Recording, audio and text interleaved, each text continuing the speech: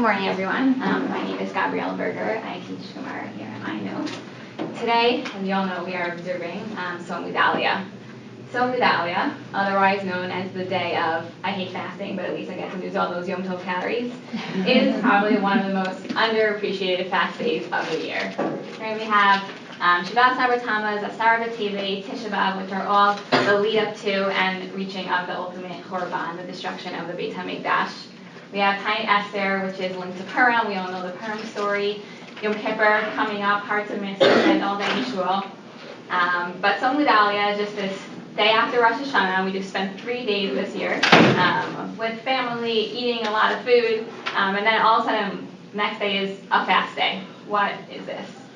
I myself am guilty of underappreciating this fast day. But this past year, I was teaching in my 11th grade Tanakh class, Sefer Yirmiyahu, in which we are told the story of Gedalia. And when I was preparing these prakim to teach to my students, I was really struck anew by the extreme tragedy of the day. The story of Gedalia is a story of individuals, which is really tragic. And sometimes stories of individuals hit you more than stories relating to a nation as a whole. And I was really motivated after that experience to explore this story a little bit more, to really uncover what are we commemorating on this day. Right, we have many tragic events in our Jewish history. So why is this day, why is this story, the story of Gedalia, chosen as a day to have a fast day for? Okay, so that's what we're going to do today. We're going to try to uncover why we're fasting today. We're first going to go over the basic storyline, and then we're going to dig a little deeper. Okay, so the story of Gedalia is told in 2 places in Tanakh. It's told in Malachim Bet Perek Chaf Hey, and it's told in Sefer Yirmiyahu. We get a much more detailed account in Sefer Yirmiyahu, so we're going to look at the account there. I gave to you the photocopy from the Tanakh there. I gave to you the prakim in Sefer Yirmiyahu that tell us the story of Gedalia. It's long, it's a few prakim long, so I'm going to summarize to you the beginning, and then we're going to go over, read inside the parts that are key to our story of Gedalia. So I gave for you at the beginning Perek Lamed Tet, which tells the story of the destruction of the Beit HaMikdash, the destruction of Yerushalayim. We're told that all the Jews are exiled from Israel, except the poorest of the land are allowed to remain. Right? If Bavel exiled everyone and there was no one left in the land will become desolate, the land will become wild, there will be no one there to work the land. So they allowed the poorest of the land to remain in order to make sure that the land was worked and farmed. Bavel appointed Gedalia, who was a Jew, to be governor of Israel, right, to rule the people who are left in the land. Then in Perek Mem, we are told of a few groups of people who come to Gedalia to talk to him to find out what they should do. And one of those groups who come to Gedalia are a group of army officers, of Jewish army officers who are coming back after this battle to talk to Gedalia what they should do. And one of those army officers' name is Yochanan ben Kareach. He's an army officer. And at the end of Perek Mem, he comes to Gedalia with a warning. Okay? So that's where I'm going to ask you to start off with. As per my note style, I think we'll start with a little bit of chavruta. You could either do this by yourself or with the person next to you. Starting with Perek Mem, Pasuk Yud Gimel. Okay. And reading until going through the pocket Perek, the rest of Mem Aleph, Mem Bet, and just a few psukim of Mem Gimel. We don't have so much time, so I'm not asking you to get every single detail of the story. Your goal is just to get the basic storyline, key points, any key questions that you have, and the main characters of the story. Okay, so you're starting from Perek Mem, Pasuk Yud Gimel.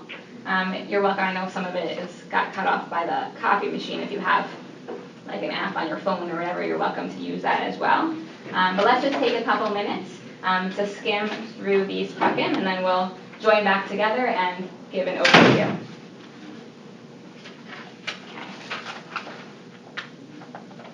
So you're starting from Mem Gimel. Talking is allowed and encouraged.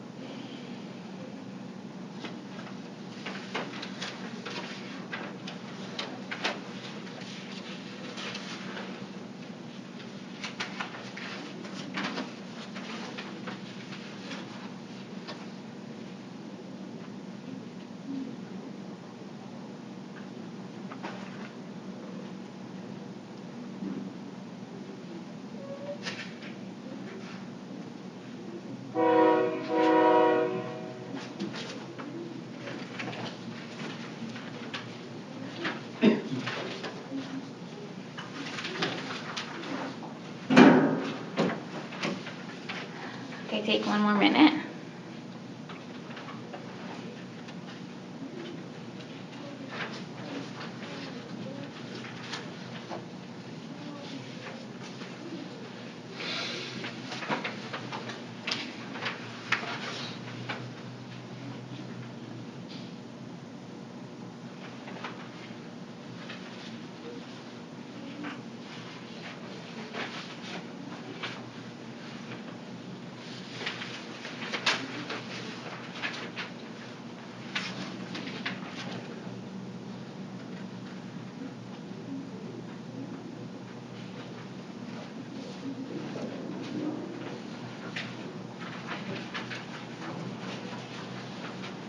All right, let's come back together. Even if you didn't finish reading, we're going to summarize so you'll know what's happening.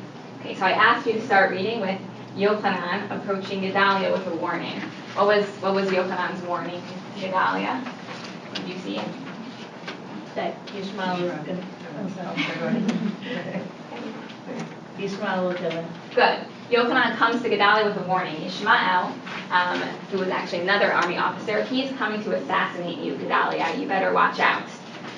Gedalia does not believe Yochanan, right? He thinks well of Ishmael. He says, how can you say this terrible thing about Ishmael? He would never come to assassinate me. You're lying. Yochanan offers to go in private, take care of the situation. And Gedalia says, don't do a thing, right? You're lying. Ishmael would never do this. Okay, next paragraph. Ishmael comes to visit Gedalia. Gedalia was so sure that he was right, that Ishmael would never do such a thing, that not only does he not believe Yochanan. He doesn't appoint a guard, just in case. And not only that, but he invites him to sit down with him for a meal. Right? They eat together. We all know from Rosh Hashanah, right? When you're eating together, that's a very friendly atmosphere, something that you're doing with friends, family. He really trusts Yishmael. And the next thing Yishmael does is kill him, right? He assassinates him and all the people who are with him. And not only is he assassinating Gedalia, the people who are with him then, but then we hear of this group of people who are coming from outside of Yerushalayim because they heard that Yerushalayim was destroyed and they were coming to see for themselves. And Yishmael tricks them. He says, oh yeah, come, Gedaliah's over here, come see him. And then he kills them also. After all that, then he takes a few people captive from that as well. Yochanan and the rest of his army officers come along to try to save those captives, and they fight with Yishmael. Yishmael gets away, he escapes, but they free all of the captives. But now, Yochanan and all the people who are with him are freed. Okay, because remember, who appointed Gedaliah governor? Who was it? Bavel appointed him. And they're worried if they hear that the governor they appointed was assassinated, they're going to take revenge on everyone. They're not going to care, oh, it was Yishmael and his crew, it wasn't Yochanan and his crew. They're not going to care the difference. They're going to take revenge on all the Jews, and they're scared. So they come to Yirmiyahu, who's the Navi in that time, and they say to him, Yirmiyahu, what should we do? Please go to Hashem and ask us, should we stay in Israel? Right? Risk our lives, stay in Israel, maybe Baba will come and kill us.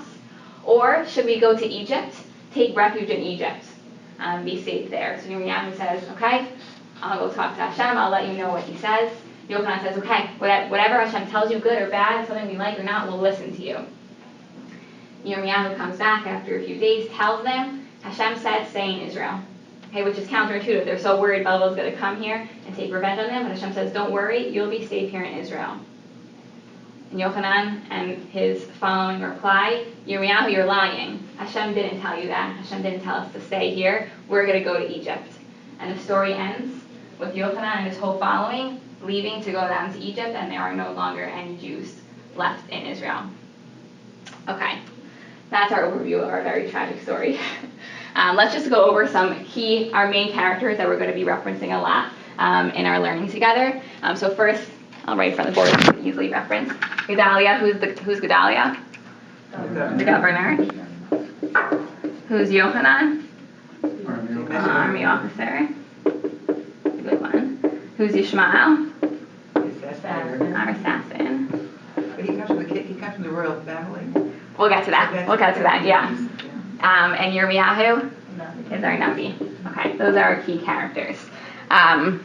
Were there any key questions that you had as you were reading the story? Is anything unclear to you? Yeah. Why did he kill him? Why, right? What's his motive? It's not clear in the Psukim. What is Yishmael's motive? Why does he just come and kill Gedalia? Unclear. So all the Mefarshim are also puzzled by that question. And Radak, in source number 1, give the possible explanations for that question. In Perek Mem Aleph, Pasuk Aleph, when it's describing Yishmael, it says that he's Mizera Hamlucha, that he's right from a royal dynasty. And Radak comments, Malchut Beit David, V'kinei Gedalia she'ikbido Melech Bavel al haaretz. Okay, Yishmael was a descendant of David HaMelech, and he was jealous that Gedalia was appointed by Bavel to be governor. Gedalia is from the family of scribes, right? Who is he to be appointed governor over the people who remain in Israel? Ishmael, right? He is royalty. He should have been the one who was appointed governor. And because of that jealousy, that is why Radak says that's why he kills Gedalia, out of jealousy. One other point that I want to point out, this point's going to be important for us later. I don't know if you noticed in the 5 minutes that I gave you to read the Prakim, but after Yishmael kills all the people who come afterwards, it says that he puts them in a pit, and the pasuk says, we are in Perek Mem Aleph, pasuk Tet, if you want to see for yourselves. Pasuk says, "V'habor asher hishlich sham Yishmael kol hibrei ha'anashim," right, the pit which Yishmael threw all the corpses of the people, asher hika b'yad Gedaliahu, which were struck b'yad Gedaliahu. Right, simple translation of that is right by the hands of Gedalia. Then it goes on to describe where that pit came from. But it's a really strange wording. The pasuk seems to be implying that it was Gedaliah who killed these other people. It says Biyad Gedaliah. But it wasn't Gedaliah, it was Yishmael. What's happening here? So Radak, again, gives a few explanations for what that means. So in source number 2, he gives 3 reasons. Let's start with the first one. He says, first, Biyad Gedaliah, b'siba Gedaliahu. Right, because of what was happening with Gedaliah. Ki hu haya siba laharigat kulam. Ki ba'avro ba'al mitzvah lahakoto. V'kivan shehara Gedaliahu haragam kin asher hayu imam v'habeim elav. Right, so Yishmael was only coming, first of all, kill Gedaliah. And these more people came, so he's like, let me kill all of them too. So for the reason that he was coming to kill Gedaliah, that resulted in all these other people dying. So that was one explanation, and he brings proof for that explanation of Biyad Gedaliahu from the case of Yoav. Skip to the end of the second line.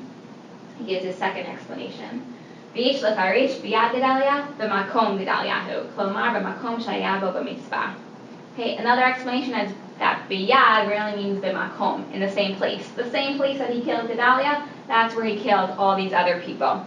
And he brings a proof pasuk for that also, that Yad can mean also makom, in the place. His last explanation is the most intriguing. The end of the third line, he says, V'rabotenu zichronam levracha amru. Right, the rabbi said, V'chichat Gedaliah hargam, v'halo Yishmael hargam. Right, our question, did Gedaliah kill them? Didn't Yishmael kill them? Ela kivan shehayalo lachush al etzat Yochanan v'lo chash ma'ala alav hakatuv ki'ilu nehargu biyado. Rather, because Gedaliah should have taken heed to Yochanan's warning, he should have listened to him, and he didn't, he is considered responsible for these other people's death. Right? Because if he had listened to Yochanan and he had placed a guard, or he had gone killed Yishmael before Yishmael could get to him, none of these people would have died. So the rabbis are saying, yes, Gedaliah might not have been the one who directly killed these other people, but he is responsible for their deaths because he could have stopped it. Kind of harsh, almost. We're going to keep that in mind, and we're going to come back to that at the end. Okay, so based on this reading, what appears to be so tragic about the story of Gedaliah that we have a fast day to commemorate this event? Let me hear from you. What do you think? Yeah. Well, one, it brought an end to any presence in Eretz Yisrael. Good. Yeah, I think that's really core, right? Before this happened, yes, the Beit HaMikdash was destroyed. Yes, most of the Jews were exiled from the land, but because of what Yishmael did, now there are absolutely no Jews in the land of Israel, right? The Jewish presence in Israel is gone right now, and that is definitely really tragic. Any other thoughts? Yeah. It was a fellow Jew who assassinated Gedaliah, so really it's like the Jews brought it on ourselves that there's no one left there. Good, right? Even adding on to that, not only, oh no, there's now no Jews left in Israel, but we did it to ourselves directly. That really hurts. Yeah. So that it could have been prevented. What? It could have been prevented. Right, going on now. We could have stopped it, right? We could have still had a Jewish presence in the land that could have been built up again. We could have prevented that, but instead, we made it worse. Good. Yeah, thoughts? Okay. Excellent. Yeah, I think that's really seems to be like the basic understanding of the tragedy of the day. Even with that, though, there's so much happening here that I just had this feeling that there was something more going on here, something more that I wanted to uncover about this story. Oftentimes, if you want to understand one story better, it helps to compare it to another similar story and see what are the differences between that, and that could sometimes help us understand what's going on now. So let me ask you, what other story in our history has Jews fighting Jews, and the end is a descent to Egypt? Yosef. Wasn't a trick question, right? The Yosef story, right? In the Yosef story, we have, right, the brothers hate Yosef, throwing him into a pit. He's brought down to Egypt, right? At the end, everyone's going down to Egypt. So I want to start by thinking of similarities between the two stories, right? Is there even more than that? And then see if you can get anything from that. So let me ask you, what similarities do we have between the story of Gedaliah and the story of Yosef? We just said a few, really, right? They both end with going down to Egypt.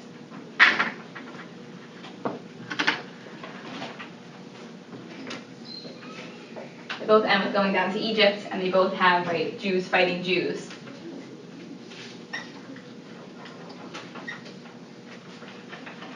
Also, according to the Radak, it started with jealousy Good. of who's appointed as in charge. Good. The motive in both of them is jealousy, according to Radak.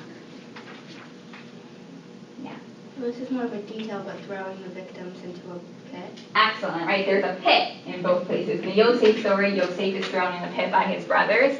In the Gedalia story, Ishmael pits all the corpses into a pit. Excellent.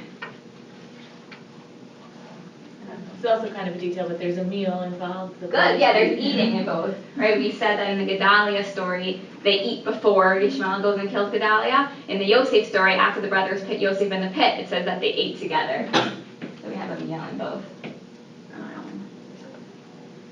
Anything else you can think of?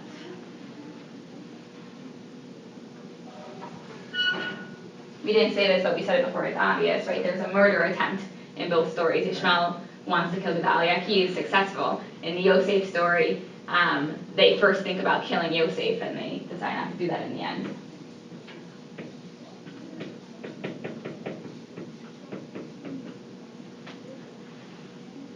Yeah. I mean, in both, there's someone who warns them not to do it. Excellent, right? We have someone who's attempting to stop the murder from happening. In the Gedalia story, Yochanan comes to him and says, Ishmael's coming to kill you, better be careful. And in the Yosef story, right, where Reuben first tries, and then Yehuda successfully convinces them not to kill Yosef. So, right, we have an attempt to avoid the murder.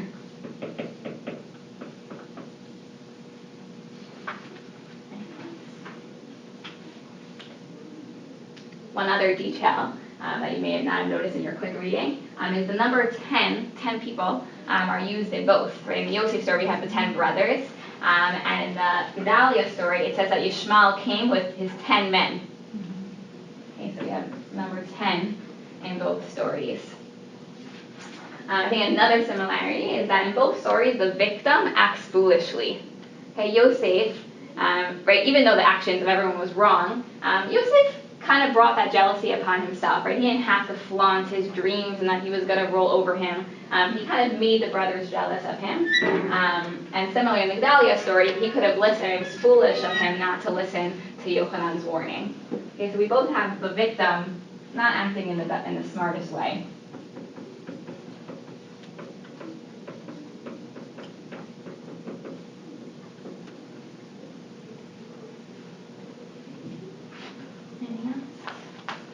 Okay, I think these are main similarities. Are you convinced of the similarities between the two stories?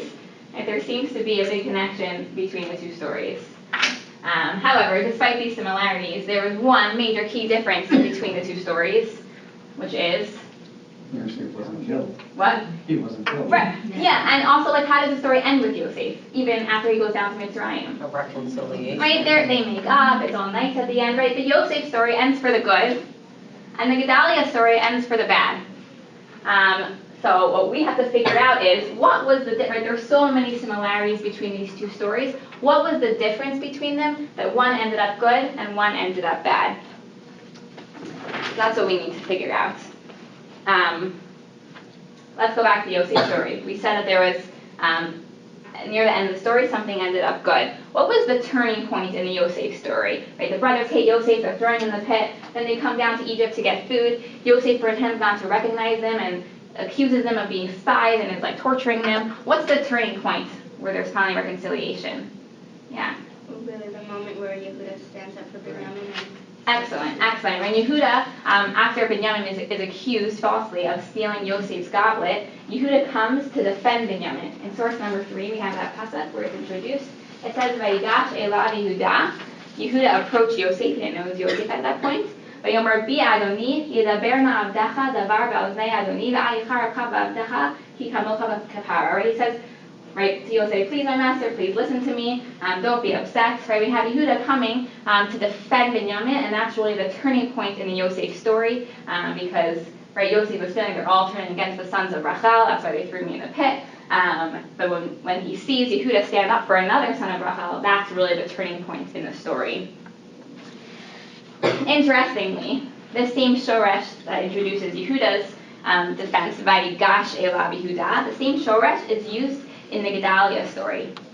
In Parak Membet Pasuk Aleph, it says, it's after everyone is killed, and Yochanan and his following are coming to Yirmiyahu and say, what should we do? Should we stay here in Israel, or should we flee to Egypt? And the pasuk says, "Vayishu kol sarei hachayalim v'Yochanan ben Kareah, Izanya ben Hoshaya v'kol ha'am mikatol v'yagadol v'yomer Yirmiyahu," and it goes on to say what they said. Okay, so the pasuk starts off that they approach, right? All these people approach Yirmiyahu. The same Vayigash, Vayishu here it's in plural because there are multiple people who are approaching, but it's the same word. It's the same shoresh. And what's so interesting is when we first hear them approaching Yirmiyahu here, we're so excited because in Sefer Yirmiyahu, it's full of Yirmiyahu trying to convince Bnei Israel to do Shuvah. They're not listening to him. They finally lose the chance to avoid the destruction. He says, please, just Hashem is telling you to subjugate yourselves to Babel, don't rebel. They don't listen again and again and again. And finally, we have this moment near the end of Sefer Yirmiyahu where these Jews are coming to Yirmiyahu and they're saying, whatever Hashem tells you, whether we like it or not, we are going to listen to you. And we're like, wow, this is so amazing. Finally, the Jews are saying that we're going to listen to Yirmiyahu. Okay, so we have this moment where we think there's going to be a turning point in the story. Introduced with the same word in the Yosef story of Vayigash, Vayishu. We think this will be a turning point. But is it? It's not, right? Because at the end, even though they said they were going to listen to whatever Yirmiyahu said, in the end they say, you're lying, Yirmiyahu. That's not what Hashem told you.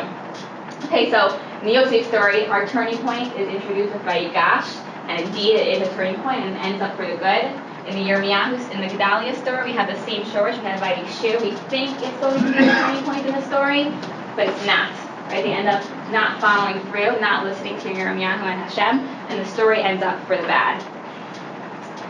I think if we zero in on this, we can get to the core of why the Yosef story ended up for the good, and the Gedalia story ended up for the bad. So my hypothesis to you right now is that the key to getting out of Galut, to getting out of exile, or to turning a Galut experience into one of Geula, is using speech properly. Okay? Let's compare how speech was used in each story. Okay, we'll start with the Yosef story. At the beginning of the story, tell me how speech is used in the beginning of the Yosef story.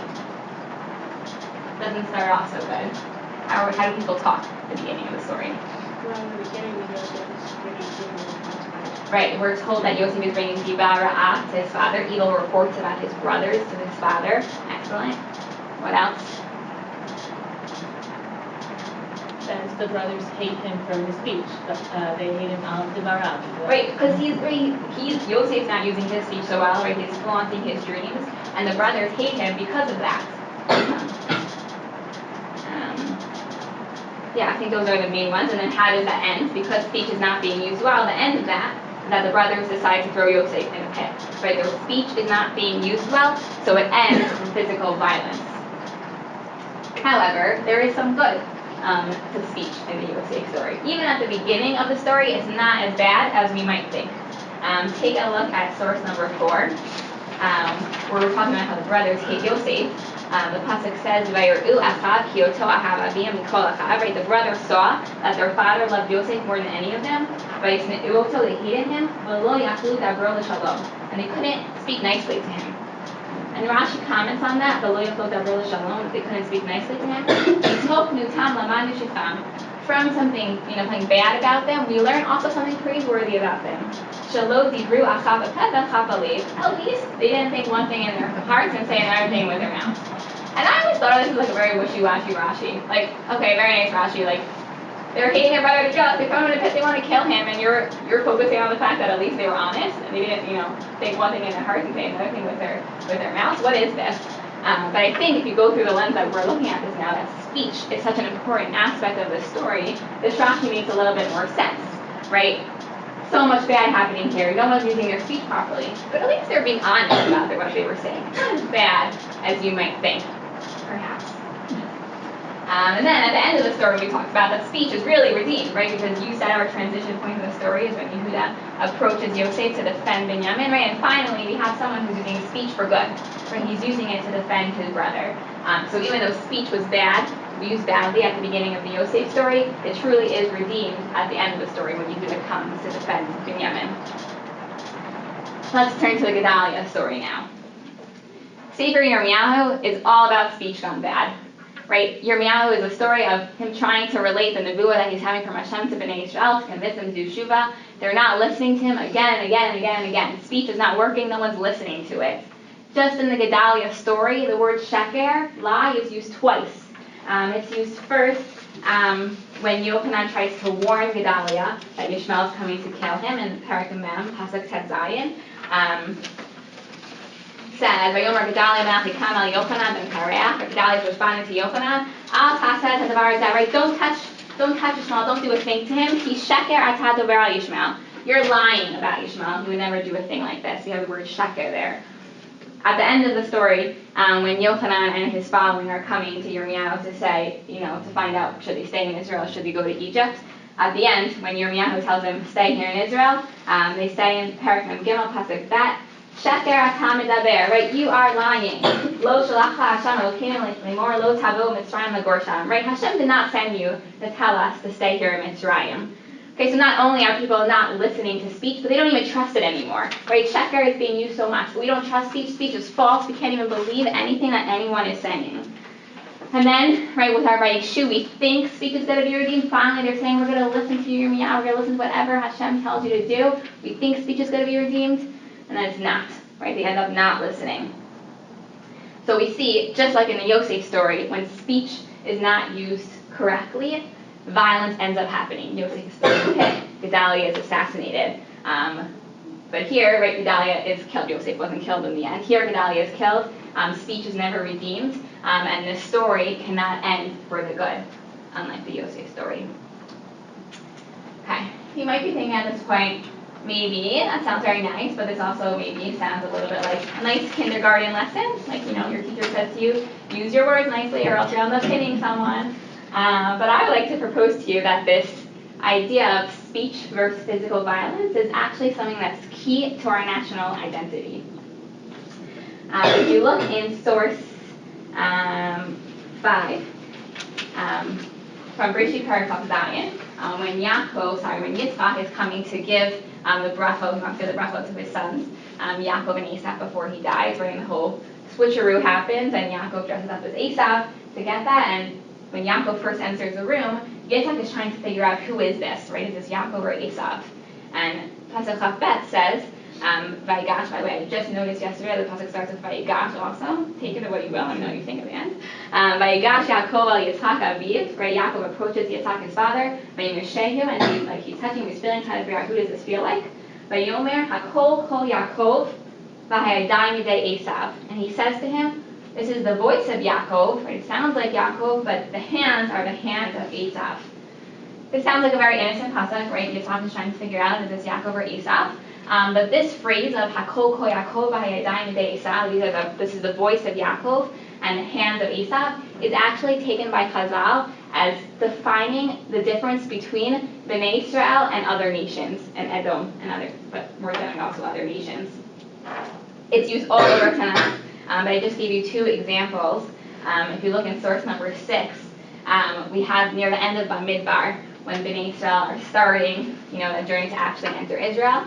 They first have to pass through a few nations who are right next to the border of Israel, and they're first asking to pass through Edom. And before they ask that, they give Edom a little bit of their history. And they say in source 6, V'nitzak el Hashem, right? They explain how, we were slaves in Egypt, but we cried out to Hashem. Vayishma kolinu, and he listened to our voice. Vayishlach malach, and he sent an angel. Vayotziinu miMitzrayim, he took us out of Egypt. V'nei anachnu b'kadesh ir k'tzei gulach, and here we are standing in Kadesh, right at your border. A few seconds later, Edom responds. Vayomer lo tavor, they said, no, you can't pass through. Vayetei Edom likrato ba'am kavid uviyad chazaka, and Edom goes out to meet them with, a lot of people and a yad chazaka, a strong hand. And Rashi comments on both of those psukim. When Bnei Israel said, Vayishma kolinu, that Hashem listened to our voice and took us out of Egypt, Rashi says, Bebracha sheberachnu avinu hakol kol Yaakov, right? We cried out to Hashem with our kol, with our voice, that our forefather Yitzchak blessed us when he said hakol kol Yaakov, that this is the voice of Yaakov. She'anu so akivana, right? What this bracha means is that we can cry unto Hashem and Hashem answers us. And then when Edom responds by going out with their army and a yad chazakah, a strong hand, Rashi says, right? Edom responds, you're saying you're coming to us with your bracha of kol, of voice. Well, we're going to come right back at you with our bracha, our promise that Esav, our ancestor, gave to us, right? That our bracha, our promise, our weapon is our yad, right? That we have that, the physical violence, that's our weapon. So we have this, right, they're coming against each other. Esav are coming with their kol, and Edom is coming with their yad, their physical violence. One more example I just want to give you comes from the story of Balaam and Balak.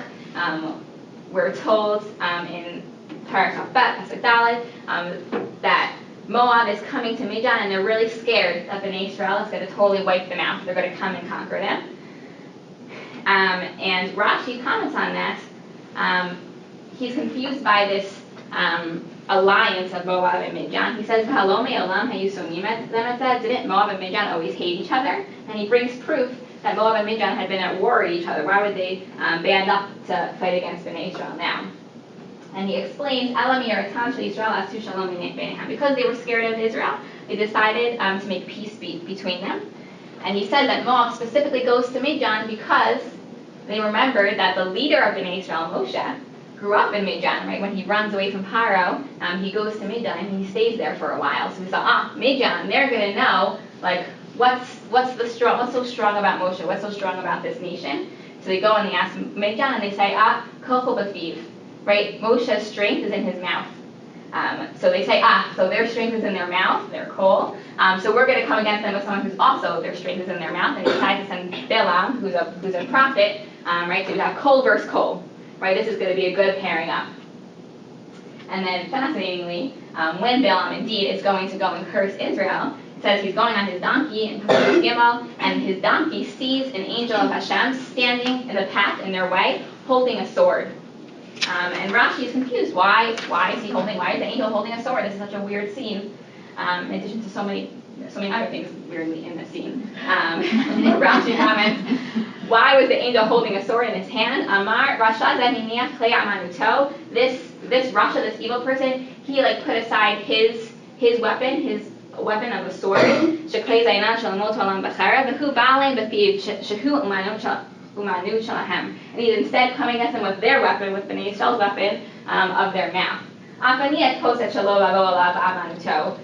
I'm going to put aside my weapon of kol, and I'm going to come against him with his weapon of sword.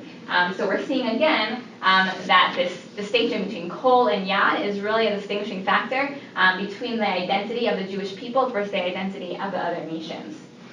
So we see that that's really key. Okay. So we're seeing from these examples that not using speech properly is an even bigger deal than we thought, right? It shows that we are actually out of touch with our national identity of who we really are.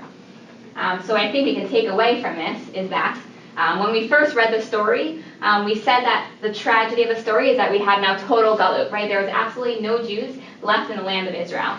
But I think what we're seeing is that it's even more than that. We got to that point of total galut because we lost our sense of national identity. We lost kol, we lost our voice, and we became yadayim, right? Became our hands of the physical violence, like any other nation. And when we're like any other nation, we can't be Am Yisrael and Eretz Yisrael. And for that reason, we had to have a complete exile from Eretz Yisrael. Just to strengthen this point, I want to take a look at another example in Tanakh of Benot Tzlafchad.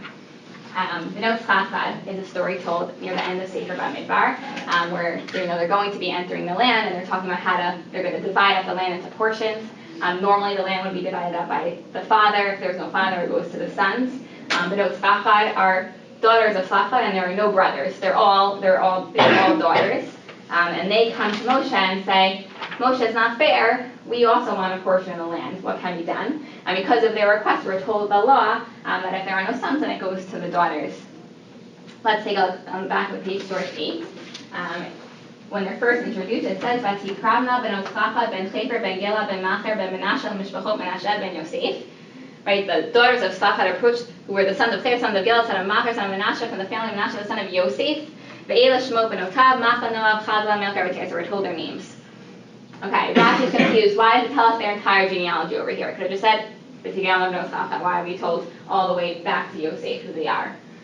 So he says, Lama Nemar, why does it say that? Well, look, Bar Nemar Ben Menashe, right? Even it's even repetitive. Even if you want to tell us a genealogy, why repeat L'mishpachot Menashe Ben Yosef? And he says, El Lamar L'cha Yosef Chibev et haaretz shene'amar v'halitim et asmotai v'gomer u'benotav chibevu et haaretz shene'amar t'na lanu achuzah.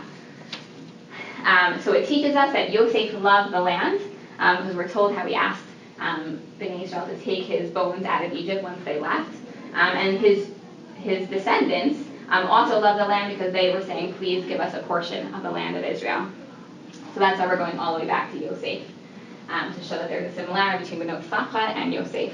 And then he adds, U'alamdecha shahayu kulam tzadikim. And we're also taught that they, Benot Tzafat and all of their ancestors, were all tzadikim, they were all righteous. Shekol mi shema'asav u'masei avotav stumim u'pralcha ha'katul b'achamiham li'achzol l'shavach harei zed tzadik ben tzadik. Okay, they say whenever you have like a whole list like this, and we don't really know anything about Sefer, Gilad, Machir, and we're told a whole list like that, but we know something about Benot Tzafat, we learn that just like Benot Tzafat were tzaddikim, they were righteous, so too all their ancestors were righteous as well. And then he ends with a contrast. Right, if someone who is a bad person is introduced with ancestors and we don't know anything about them and something they're bad, Kigon, for example, by Yishmael ben Netanya ben Elishama, for example, when The Yishmael first session is ending now. The second session is beginning in 10 minutes at 11:45. Thank you. 3 more minutes? Okay, almost done. Okay, we're quoting Ishmael from our story. Like he's introduced, he really quotes from Malachim where it's told also. He's also introduced with his ancestors, and we're saying we learn from there that just like Ishmael was evil, all his ancestors were evil. This was just like an innocent Rashi, like just saying like, oh look, they're introduced with ancestors, it tells us about their ancestors, one's Tzaddik, one's Rasha. But I thought it was fascinating that we have Benot Tzafat as our paradigmatic Tzaddikim and contrasted to Yishmael, who's our paradigmatic Rasha. And I think that's so fascinating because Benot Tzafat, if you're learning Sefer Bamidbar, really stand out as an excellent example of using kol, of using their voice well. Sefer Bamidbar is full of Bnei Israel complaining to Moshe, not listening to Hashem, right, not using their kol well. And finally gets Benot Tzafat, who are just like showing their love for Israel. They come to Moshe respectfully, say, can we have a portion of the land? And they're listened to. They use their speech properly, and they do it because they love the land of Israel. Yishmael is right our perfect example of Yadayim, right? He uses physical violence against another Jew, and because of him, he causes a complete exile of Jews from Israel. So Benot Tzafat is set up as these righteous people who use their kol for the good because they love Israel, and Yishmael forgets kol, uses his Yadayim, and causes the opposite, a complete exile from Israel. And I think this example is stressing again that we reach Geula, we reach redemption by using speech properly. And we forget, and we get stuck in Galut by forgetting how to use speech and resorting to Yadayim instead. Okay, 2 more minutes. Okay, so these are both stories of individuals. Just to apply today, I think that we can apply to us as a whole, representing the whole nation. One similarity we notice is that it uses 10 in both stories. Where do we have 10? Where do we talk about 10 often nowadays? A minion, right, with a minion, which comes from that. We talked about it. But today we talk about with a minion so much. We won't read inside because we don't have so much time. We have no time. But Rav Soloveitchik, in an article of his, explains that a minion is supposed to represent the whole nation. When you have a minion davening in a shul, it's not just those 10 men who are davening there, it's the whole nation that's davening there. So I think perhaps the number 10 is used in both stories to tell us, don't pit these stories, these sins on individuals, right? We're supposed to take these lessons personally and remember them for ourselves as well. We said that it seemed harsh that Chazal blamed Gedaliah for the deaths of those other people just because he didn't listen to the warning. I think what we're seeing is that you have to take speech seriously, right? He's so blamed for this because he disregarded kol. He didn't listen to speech, and if he disregarded it, it led to catastrophe. So speech is really important. Asom Gedalia just happens to fall out at this time of year, right? It's not really connected to the Yamim Noraim, but I think that the message that we're learning today is very apropos for this time, right? This is a time of prayer, a time that we're trying to use our voice to plead to Hashem and to do teshuvah. And just remember that, right?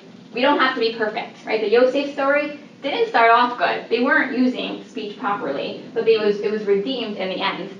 So what I wish for all of us is that no matter what has happened in the past, that we try to turn things around, use our speech properly, and hopefully use that to do teshuva and become close to Hashem.